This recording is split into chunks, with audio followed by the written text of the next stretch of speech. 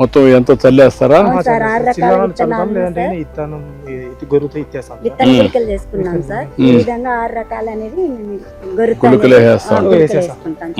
వేసుకున్న తర్వాత ఇది కలియదుని వేసుకొని సార్ నెక్స్ట్ పంట పెట్టుకుంటాం సార్.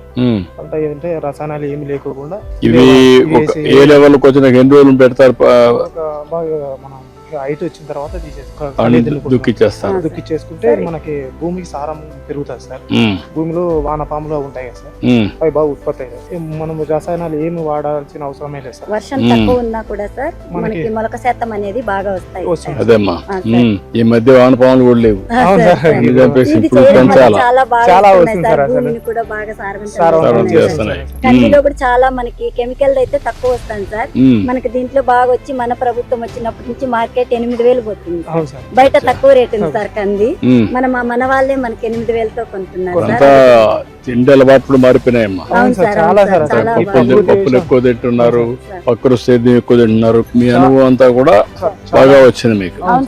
ఆదాయం కూడా పెరుగుతుంది సార్. ఇలా 5-6 రకాలు వేసుకోవడం వల్ల సార్ ఒక పంట రేట్ తక్కువ ఉంది, ఇంకో పంటలో మాకు వస్తుంది సార్. బాగా వచ్చి నేల అనేది సారవంతమై కూడా ఆరోగ్యం పంటకు బ్యాలెన్స్ అవుతుంది. అది కూడా మళ్ళీ ఎరువుగా తయారవుతుంది సార్. పెట్టుబడి కూడా తక్కువ, ఆదాయం ఎక్కువ వస్తుంది. జీవామృతము ఎక్కువ స్ప్రేయింగ్ చేస్తాం సార్. వేరే రసాయనాలు అసలు వాడం సార్.